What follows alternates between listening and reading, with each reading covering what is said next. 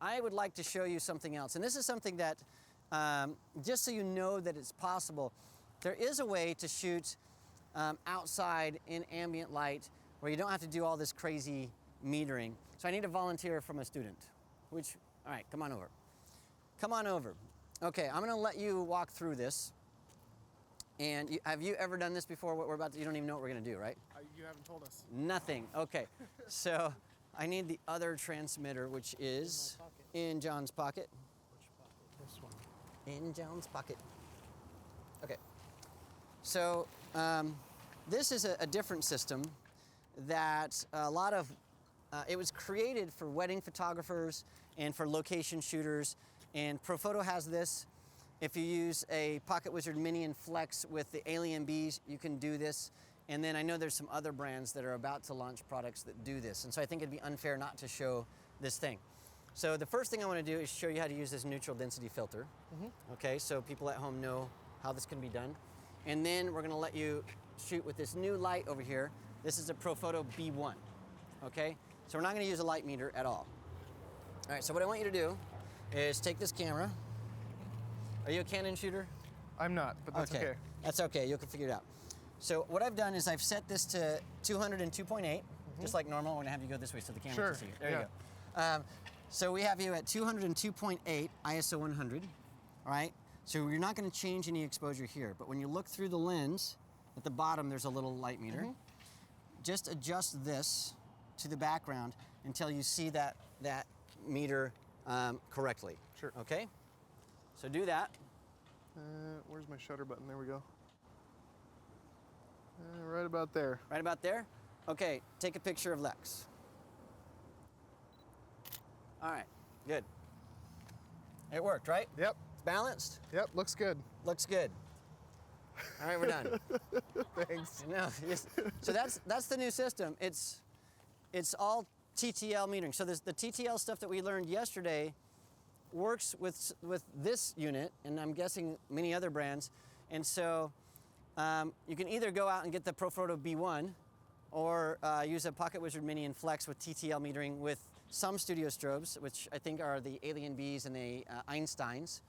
Or I know there's some other brands that are gonna have this, but what it does, it allows you to use through the lens metering to balance both ambient light and studio strobe the exact same way that we learned how to use our speed lights yesterday. There is no difference. In fact, we'll just shoot a few shots here. So looking great, excellent. Look into the flash a little bit. Beautiful. Just like that. And it just works. So there is a way to do this that is a little bit simpler, actually a lot simpler than having to do all the exposure compensation stuff on a meter and metering everything. And the reason I showed you that also is if you're a wedding photographer or an event photographer, man, what a difference in your workflow, right? You just go out and shoot and you're done. So there is that as well. Okay, what we want to do, unless you guys have questions, we are going to continue on our journey. We're going to keep using this, the TTL stuff for a little bit because it's so fast. And unless people write in from online saying, show us more of the metering stuff, we can do that. But I want to talk to you about some different light modifiers and how they work outside as well. So what we want to do, John, is let's take this, we'll just move we'll put that over there. on that. Yes. We're going to use a magnum reflector on this B1. Just like that. We'll turn that, is that on? Yes, it is. And let's make sure that this sync is on. So for this, we don't want it to be, we want it to be out to the edge right there. There you go. Good. Good. And I'm going to show these guys what we just did, if you can hold that. Got it. Thank you. So what we did is, if you can show right inside here, we wanted to make sure that this wasn't too far inside because it will waste some light. So we put it even so this light is going to fill this as much as possible. And this is where having, the other flash that we had that little globe that came out. I prefer that for a reflector like this because it's going to fill more of the surface. But this is going to be pretty efficient. What this is going to do, it's almost parabolic, so it's going to be very directional. And what we're going to do is we're going to pretend that we're going to shoot a photo of Lex, but she is, let's say, a bride at the end of a church runway, or she is a celebrity that we can't get close to. She looks a little bit like Angelina Jolie, doesn't she? Or Reese Witherspoon, is that what you get all the time? Yeah, she loves that. Or let's say that she is, I don't know, you're a paparazzi person, I don't know. And this can't get very close. We'll check this out. We're gonna take this and we're gonna walk way over here. So we are not very close to Lex. How far away is that, you think, John? That's probably 20 feet? Is that 30 feet? 30? Something like that? All right, so let's see if 500 watt seconds can illuminate a person at 30 feet. And so what I'm gonna, and I don't know if this is gonna work or not, but we're just gonna try it out. So what we're gonna do here, that's turned off, great. We're gonna try this at 2.8, we'll try it at some other settings as well. So we're back quite a ways. I've got my ambient light exposed correctly. We're still at 2.8. And then Lex is gonna smile. Boom. No problem at all. It is perfectly illuminated from that distance, which is pretty crazy. So depending on the modifier that you have, you can get some pretty astounding results. And I like this because it's very specular. It looks like we're out in bright sun. It looks pretty good. You're still, Angelina, yeah. And we can also work at different angles. Now I can actually get close, leave that over there, and let's have you turn toward me just a bit. And now we're gonna get some side light. And you can see on this shot that we actually have a nice side shadow to that image. And so we can start working with our direction of light. Let's have you turn this way just a bit. Beautiful, I'm a little bit too close. Awesome. And on that shot, this looks almost like a sunset shot because the light is streaming from the side. And so I'm changing myself in relationship to this light. And because that light is so punchy, I don't even have to be close. I can do a full length shot, I can do nice close shots, I can do really flat light, I can do side light, we can do silhouetted light, we can do anything. So are those showing up? Yep. Perfect. The other thing we can do is use a parabolic umbrella. And so we're gonna try that out. With that guy, we're not gonna be able to get these types of distances. So it's right on the ground right there, John. And we're probably gonna need some help on this one from John. Yeah. And to make this work, Lex, we're gonna have you come over here. Stand right there. And then here's what I'm going to do. I'm gonna shoot this way so that these guys can see. Like from that side? Yeah, from right here. Also, we're trying to make sure the wind, when it blows it this way onto me, not into Lex.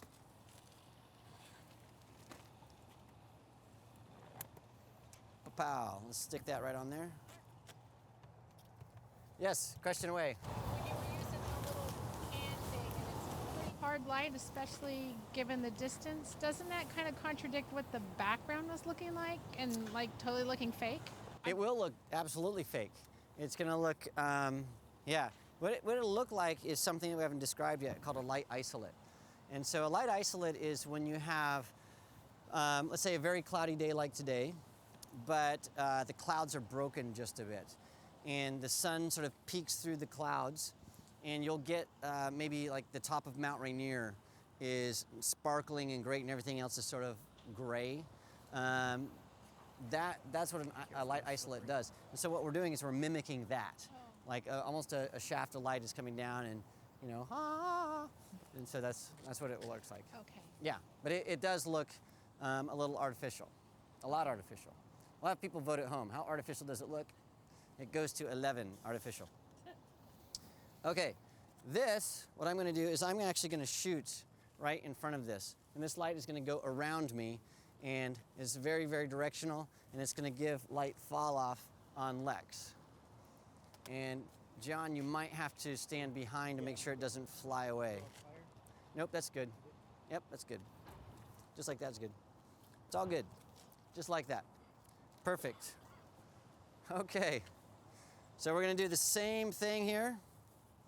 I'm gonna use my neutral density filter to adjust for the background And there we go. And we'll see how much punch this has. This requires quite a big bit of punch.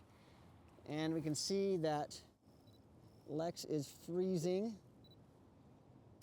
Kapoom. Perfect. It works. It works. Except we have a crane right through your head.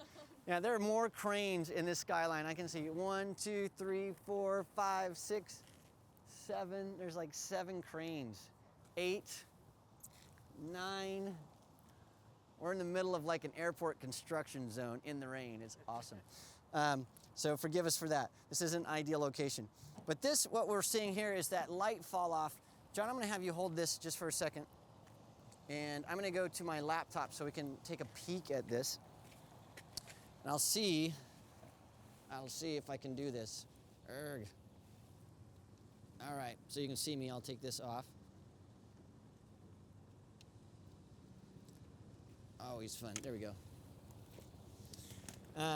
So what we're looking at is how this light falls off on the edges here. And looking at this, I can see that my focus was off. So I couldn't see that through the camera when I shot, but my focus was definitely off on this shot.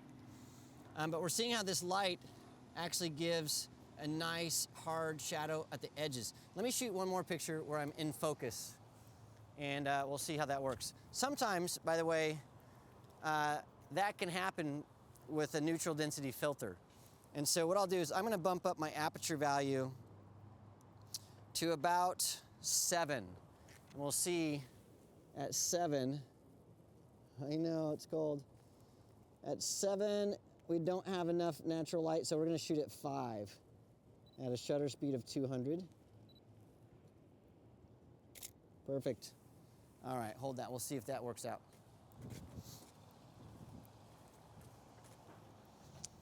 Okay. What we're looking at is how this light is falling off on the edges of her face and of her ears, that type of stuff. And you can see that we get sort of this outline on her body of light fall off. And that's what a parabolic umbrella does. If this was a little bit more parabolic, you'd see that even more pronounced. And so it's a very interesting look that you can get with parabolic stuff. I'm getting nervous that this thing is about to fly away. So let's move to a different light modifier. I feel like I'm about to have another few $100 mistake going crazy. Okay, I'm ready for even more questions. I think that was thunder. Was that thunder? We don't get thunder here?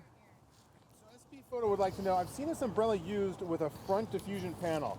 When used with a diffusion panel, does it have the same effect as a 50-inch softbox? And I know we talked about this yesterday, but would you mind reiterating, please, Mark? Yeah, so it has a similar effect as a 50-inch softbox. So what's happening is the light's being reflected and diffused. The only difference is if you have a softbox, the light is actually coming from the flash. It's going to come from the flash through the softbox and through the diffusion material. And so it's going to be very directional and very punchy and very, very even. When you're shooting with an umbrella, what's happening is the light's going through the umbrella, being reflected and going through that diffusion material. So you're losing a little bit of light, sometimes a lot of light, based on that reflection.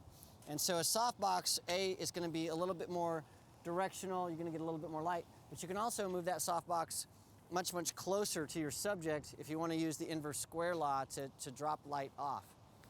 You have a question? Yes. I was wondering, with your neutral density filter, can you simulate in this environment with this light nighttime and light? Yeah, let's see if we can do it. I like that. So for this, John, let's go ahead and use our punchy reflector. So what we're going to do is we're going to take our neutral density filter and drop it far enough that we underexpose everything to make it look like nighttime. Lex, we're going to shoot you this way. Do you need this? No, you're fine? Okay. Are you positive? Yeah? Okay. We're all going to go home with colds after today. It's going to be great. It's like, welcome to session 4. We're all sneezing. It's great. Actually, everybody from Seattle is like, you guys are whamps. Is that what's happening? Okay. So I'm going to take my neutral density filter. Why don't you come over and we'll just do this together. I know. Oh my gosh, you're alive. we'll try this out. So what we're gonna do here, this is the neutral density filter that you can make things darker. And are you a Canon shooter? Yes. Okay, I'm gonna have you do this then. I want you to look through this, and you can take it off the tripod if you want. Yeah, crooked. Driving you crazy. All right, we have that. So look through there, and on the front, so don't take a picture yet. No. On the front, Yes. grab your hand here Okay. and rotate this Till it's dark. until it shows 3 stops underexposed. Well, I don't know that part. Okay, there's a little thing that's Yeah. moving back and forth on our. Oh, is that where the 3 is? Because Yeah, so move it. There's a little dot that's moving back and yeah, forth. yeah. You want that dot to go all the way to -3. That's the left-hand side. Yeah, I see. Okay. Is that where it is? I think so. I can't really see because I'm blind. Okay. Okay, so it's 3, yeah. Okay, now take a picture. Okay. All right, let's take a look. It looks like dark. Looks like dark. Yeah. So it might be that it's so You dark might in look here. and see where I'm at because at the exposure. I will take a look. Because it's on the 3. Is that? Yeah, so it's about there. But what's happening is we need more punch from our light, and we can't see Lex. She's like a dot in the. Yeah. She the was distant- Like a little Okay, there. dot. Oh, so look, it's like nighttime. There, it's like nighttime. Yeah. Magic. Right. That's amazing. Amazing. So we did. That's the exact same thing that we did with our lights. So in the studio downstairs, when we're using speed lights, remember we closed the aperture, we sped up the shutter speed so that the lamps were underexposed, making them essentially look like they weren't turned on. Okay. We're doing the exact same thing here. We're taking our neutral density filter and we're turning it, and so the light, the natural light, is just getting underexposed more and more and more until it actually is going almost to black. Right. And then the flash is able to give us enough light to expose correctly on Lex, and so it looks like we have Lex outside in the dark. So on the shot that I took, it was very dark. What did you do? You fixed it. What Yes, you I do? did fix it. So what I did is on your shot, let me go over here and we'll look at the computer. So walk with me to the computer. Okay, You're now an thank you, sir. interactive part of the workshop. Great. All right. So on the first shot, when you took this shot, some things were going on here. Okay. One, Lex was not the main part of this shot. Okay. So I use the rule of thumb when gauging my main subject. If I can cover my subject with my thumb, it does not. Too small. Way too So small. I needed to zoom in. Zoom, yeah, because we don't even know where she is there. Okay. So that's going to help the TTL metering. That was Okay. that. And the other thing that was happening is when you rotated the neutral density filter, so the exposure guide said it's exposed -1, -2, -3, Right. but it was flashing, which Oh. meant that you kept rotating it. So it was probably 4 or 5 I stops. wanted it underexposed. really dark. Yeah, like way dark. 3 stops will do it.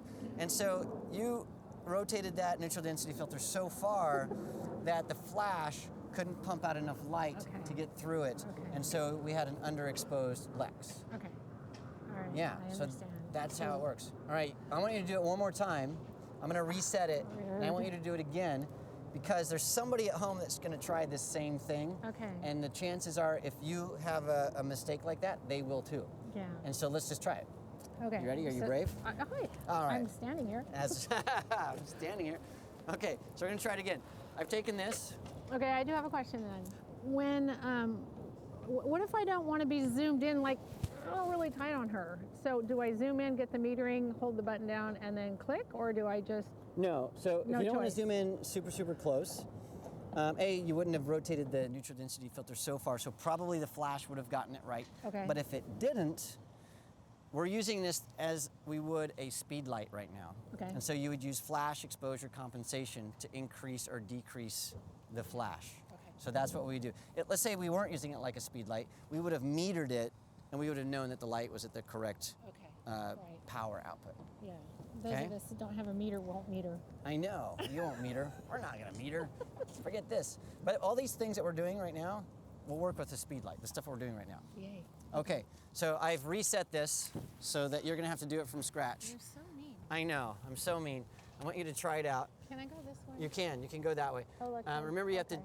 rotate your neutral density Yeah. filter, Oh, that one, yeah. That I'm part. changing everything here. and so that you can see, Who the heck is it? so you can see the meter, see it going -1, -2, Stop when it hits -3.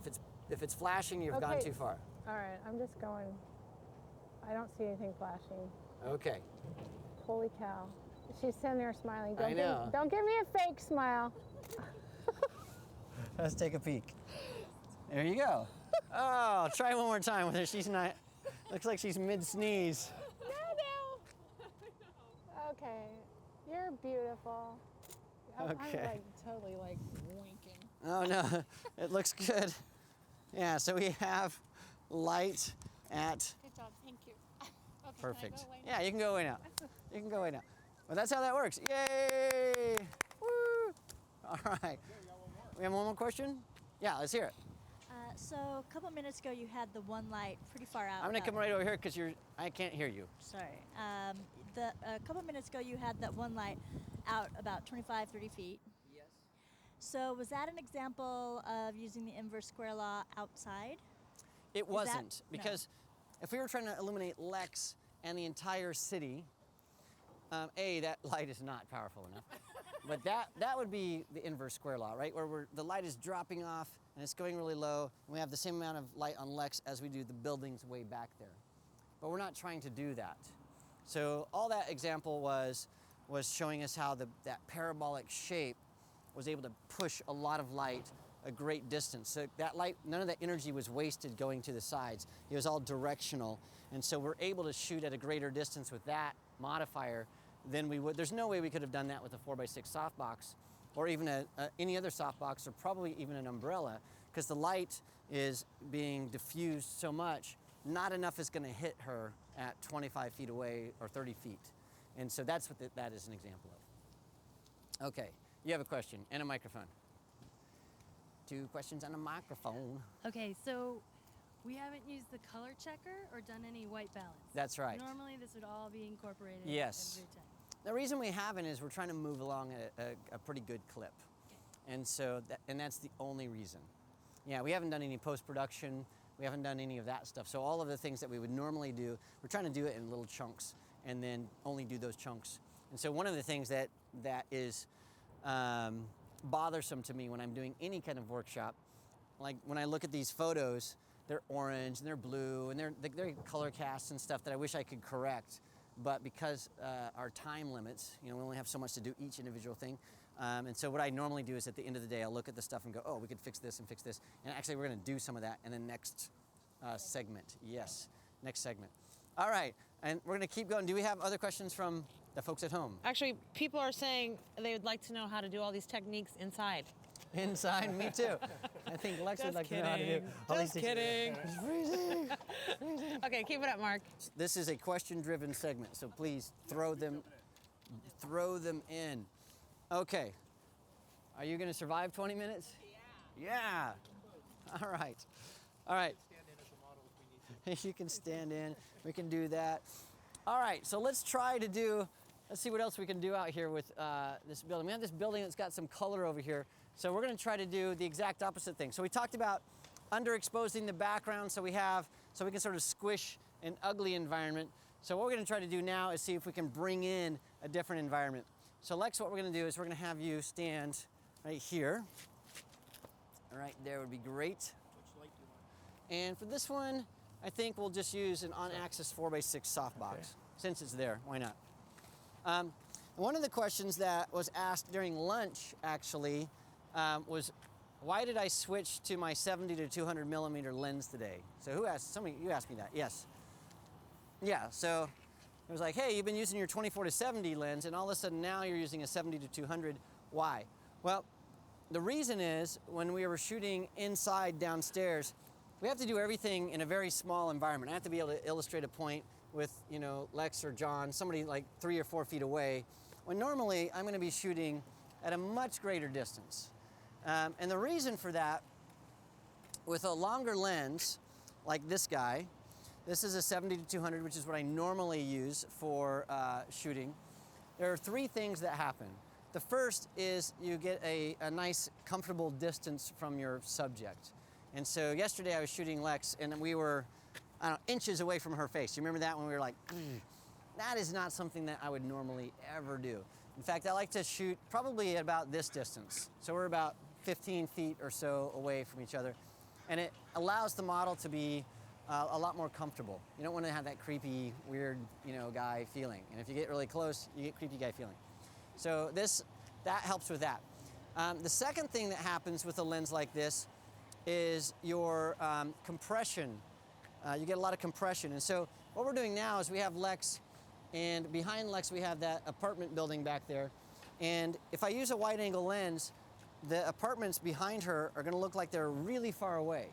So the longer the lens is that you use, that compresses that, making it look like it's closer and closer to your subject. And so for a situation like this where I want that background in, I'm going to use a longer lens. And then the other thing that we get from a longer lens is our angle of view is narrower. And so instead of seeing all of this stuff, we can compress that and see much less. So when we were shooting downstairs with those V-flats, we kept seeing the edges of the background. And the reason for that is normally I would have been about 10 or 15 feet farther back, zoomed way in. And so instead of seeing the back, we would have just seen Lex and the pristine background. And for a situation like this, we have this apartment building, but on each side of the apartment building, we have construction and cranes and all kinds of nasty stuff. So we want to compress that and make sure we don't see any of the extraneous nastiness. And so that's why I'm using this. And also, it's just a cool white lens, so why not? So Mark, I have a quick question from Jim who wants to know why you're not using a lens hood out here. The reason I'm not is this neutral density filter is larger than I can't put it on, and the lens hood. So that's the only reason I'm not doing that. Normally, if you get a kit with neutral density filters or any kind of filter, there's a kit that actually screws onto the end of your lens, and it allows you to put what's called a matte box on there, which is like a lens hood, and then you're dropping in filters. So that's the preferred method. I don't use my neutral density filter enough to invest in the $500 or $600 kit. So I've got the less expensive one. All right, so John, let's take that and turn it toward her. Just left it loose in the wind till you're ready to go. Oh, So okay. it wouldn't blow So it's just over. like That's where the wind wants it. it's a windsock right now. That's It's where the telling wind wants it to be. helicopters where they can land. Awesome. Okay, so we're gonna try to do this vertically. All right, we'll do this on a tripod. And then Lex, let's have you take a half step this way, a little bit more. There you go. Stop right there. Stop right there. Perfect. And we're gonna first adjust for our ambient light. And that looks pretty good. And now we're just gonna snap a shot. I'm gonna do that one more time because I got a warning sound from my flash. There we go. There we go, awesome. So what we have here is we have a starting point. We have some compositional problems. So I'm gonna fix those. Her fingers are chopped off, and part of the building that I don't wanna see is showing up. So I'm gonna fix that. So we're gonna have you step just this way, just a bit. There you go. Too far, come back. Perfect. Perfect. Yes, I love that smile. We're gonna shoot. Excellent. Excellent. Now we have that blue background. It looks better. I don't necessarily like the windows that are there, but we are able to really quickly shoot something and balance a background with a nice soft light just very, very quickly. It works great. And I know you guys can't see it, but it's pretty good. It's good. And then normally what I would do is come over to my post-production over here, and I'd take a peek at this. And on this, it looks a little underexposed, but I'm gonna trust my histogram here. We might be able to do a little bit of that. Take this white balance, bring it down just a hair so it looks normal. And then we take these blues, and we'd saturate those blues just a bit. That'd be cool. I might crop that a little bit to get rid of the bottom right down here. We don't like that. That's a good starting point. I like that. I like that as well. Okay. I have a comment from SP Photo who says, the amount of lighting knowledge I'm gaining from this course is astounding. Astounding. Thank you, Mark, and CreativeLive. So that's very cool. Looking through questions here, do we have any final questions from you guys? You guys are doing all right? We're in pretty good shape here. You've cut. People ask questions and then you answer them. Pretty much that's what's going on. We're gonna do one more thing though, while you guys look at that. Okay, great. Since we have the time. We can also add a second light, so why not? Let's take this guy, and instead of taking the sandbags, Just hold it. yeah, we'll just have you hold it. We're gonna turn this on, and this is syncing to this, so it should just use TTL. And so if you'll walk around, and what we're going to do is we're going to have you just give us a hair light. We're going to play with this just a little bit to see like what happens when we add something to maybe, yeah, so let's see if you can get a little bit closer to the edge of the building. Yeah, keep going, keep going, keep going. One more step, no, there you go, just like that. And then what we're going to do is we're going to try to just hit the back of her head, hit the back of her hair. Beautiful. Click. Awesome. So now we're getting this sort of side light, and it's two side lit for me. So what we're going to do, John, is we're going to have you keep going this way until you're almost in the scene. All right, take about a half step back. There you go. Beautiful. Excellent. Now what we've done is we've made this look a little bit like, it's very artificial at this point. So we've added a kicker light, and when we take a look at that, you can see that we've separated a little bit from the background. What we'll do is we'll go in here to the develop module. We're going to bring over the adjustments we made in that first photo and apply them to the second photo. We'll say sync settings. We're going to sync all of them really quickly. And then what we're going to do here is take a look at this, and you can see that now this looks a little bit more chiseled from the background. And again, we're seeing this focus issue. And I think this focus issue, and I've seen this before, the neutral density filter can throw off your autofocus a bit. So we're seeing focus issues constantly today.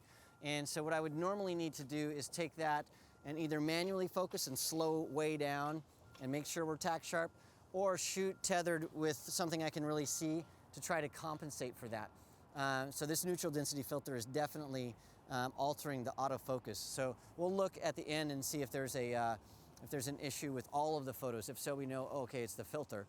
If not, then we know, okay, it's the Wallace. So it's gonna be one of the two, but I've seen at least 3 out of focus shots so far. So something is wacky there. The filter or the Wallace? The filter or the Wallace, it could be that. All right, those are our options. Yeah, it's all right, one I have of the two. Question from Fashion TV from Singapore. If we want to shoot a low contrast image while outdoors, so a soft look, how would we shoot it while balancing ambient and flash? Okay, that's a terrific question, because so they want low contrast, which Soft. means no shadows, and they want to balance ambient and flash. Okay, you have to work in the environment that you're given. Right now, guess what we have? Low contrast light. So what I would do is turn my flash off. You're done. Why would you use a flash in that situation? Because you already have low contrast light, and it's already balanced with the ambient light. And so there's no need to use a flash in that situation. So instead of like trying so hard to force a piece of equipment onto something that you're trying to accomplish, a lot of times you just get rid of that piece of equipment and you're done. And so yeah, and I'm not to pick on, I want to call him Digital Rev. He's not Digital Rev. No, it's Fashion TV. Fashion TV. His name's yeah. V. V, yeah. So V is not alone in I'm not saying that is wrong thinking, but in that type of thinking where you're thinking, I have to use my flash because I brought it with me and we're shooting outside, and you're trying to get a certain type of lighting that already exists. And that happens in the studio as well. You might have one light that's going to do the job, but you tend to like start adding more and more and more lights when you just don't need them. Yeah. So the answer is don't overthink it. Don't overthink it. Now let's pretend we're in a different. Let's pretend it's 2 days ago and we had bright light sun. In that situation, what we would have done. In fact, we're going to set this thing up. It's not going to work here, but we're going to go ahead and set it up anyway. Okay? Because it is to do exactly what he's trying to do. So we're going to set something up that we're not going to use because we don't have the right type of light. All right, so Lex, we don't need you for a little bit, so you can freeze in peace for just a second. We do need students, so I need at least 3 of you to come over here. We're going to move you guys to the side. So step on out, come over here. We're going to get one of these. Come on over. I'm being blown away. Okay, we'll have you hold this just like that. And just like that. Need another one? Okay, what we're going to pretend is we are going to pretend that, if you can bring me that umbrella. Just stand right there for now. Just right there, yes, good. Yeah, don't open it up. You know what? We're not even going to use it. We're not going to shoot a picture. And so you're gonna just hang out right there for just a second.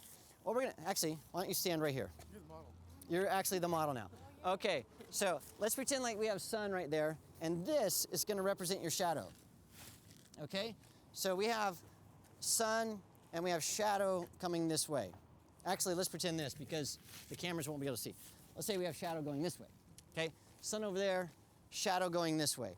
And so on you, in our fake outdoor really bright sun, we've got, and we're gonna move you this way, we have shadows being cast all across her face, all right? Are you visualizing this? Good, our fake sun. So what we wanna do is we're gonna take this, we're gonna put it right here at a 90-degree angle to this shadow. And what will happen there is immediately you are in shade.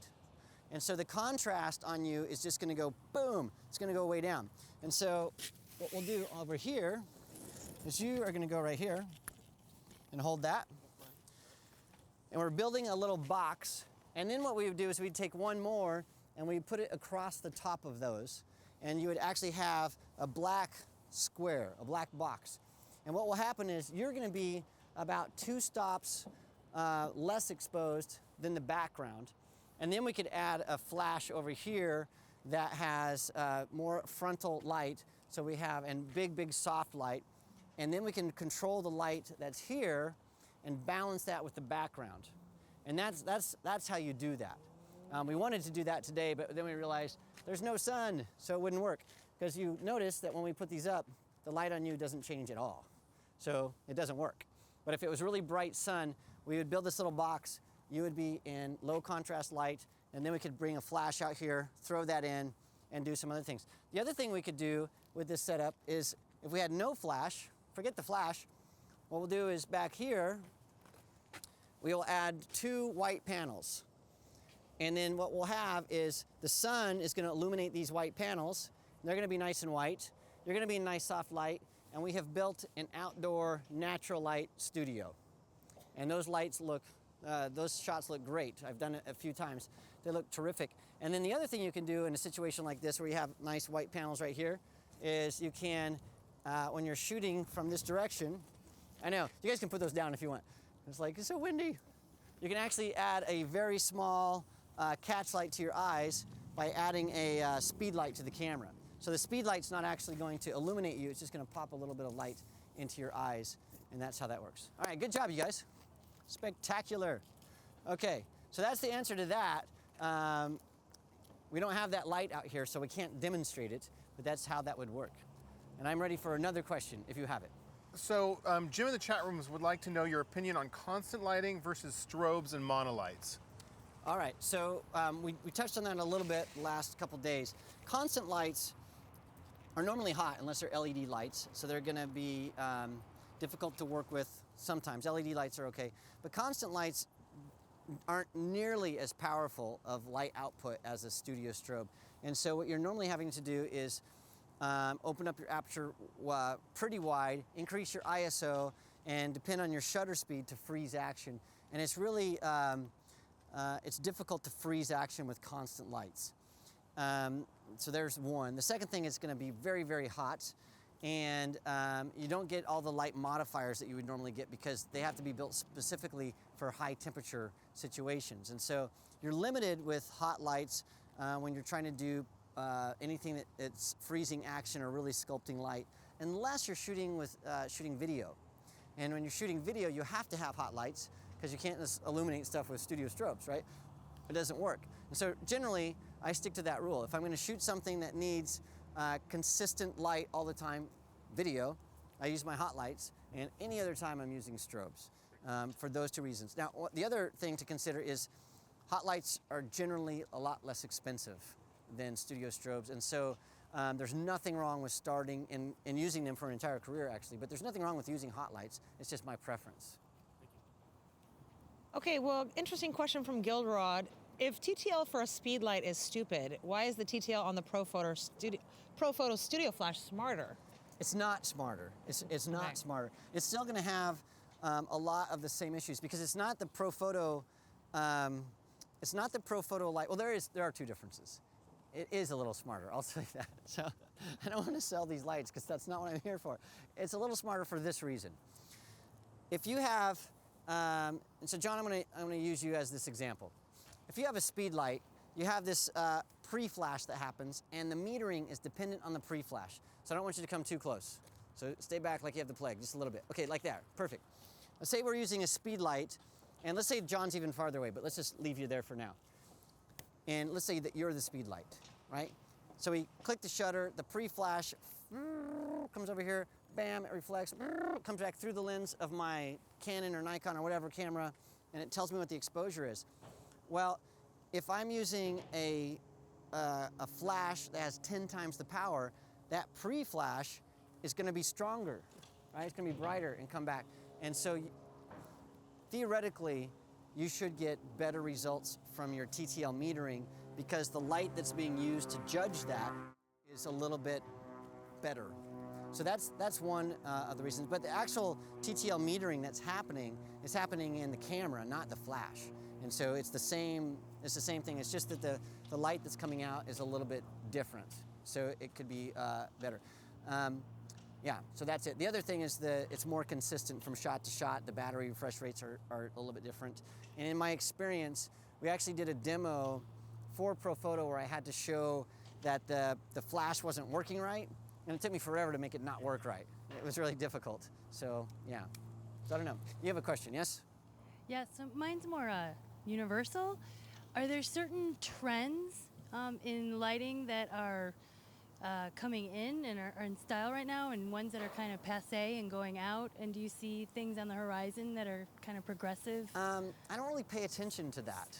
So I can't answer that specifically. I know any answer I give, it's going to be like a million people going, oh, what does he read? So I don't know. I do read a lot of different magazines, but they're not mainstream magazines to sort of see that kind of stuff. I have seen a trend in nasty lighting, where it's like on-camera lighting, like Terry Richardson. That type of light where it's just like a speed light blasting somebody. So I've started to see that in a lot of the malls and the little, you know, the ads and stuff you see in Target, and not Target, but like other brands of clothing that are out there. Yeah, so I've seen that, and I think I've only noticed it because it's so bad to me. It's just like, ugh, it's horrible. But I've started to see a lot of that. Other than that, there's not something that really sticks out to me, but that might be something that people watching could say, oh yeah, there's this lighting style, or I'm emulating whatever. Some photographers who have a style that shows it's them, whereas opposed to myself and I think Mark, we're trying to make the subject look good. Yeah. We're not trying to identify ourselves in every photo we take by having some weird thing going on. Right, yeah, and I know there are photographers, like Rankin is a photographer I really admire, and he shoots with a very distinct lighting style and a wide angle lens, and from a low angle of view. So you always get like Bill Clinton, hands on, you know, like Abraham Lincoln, and it's just this sort of stretched out stuff with a vignette on the background. So there are photographers that definitely have a style that's very recognizable. Annie Leibovitz uses soft light in pools with grids, all that moody stuff. If you look at the Sopranos posters, she's done all that kind of stuff. And so there are those types, but I agree with John. I'm wanting to make sure that the person is illuminated appropriately in the environment that they're in. So that's sort of where I'm going. Yes. All right, well, let's do one more review question and then we'll wrap this up. Okay, so there was a question from Gilderod again who asked, will mixing light sources like the ProPhoto with alien bees as background light create light temperature consistency problems? It can, yes. It shouldn't. Depending on which things that you're mixing, you might have inconsistencies. So I had for a while, I bought a Novatron 3-light kit that was at least 20 years old. But I got 3 lights in a pack for, I think I paid $75 for it, and it was in a case. And so I'm like, how can you pass that up? But I used to use it to do light up things like curtains and backgrounds and things like that. And there was definitely a shift in color on those. So I would always use them in a situation that I didn't have to worry about it. But you shouldn't have too big of an issue with color shifts between brands unless it's a very, very inexpensive brand, and you might see that. The biggest thing is when you start mixing speed lights and studio strobes, you might start to see some color shifts, but not significant enough to worry about it, I don't think.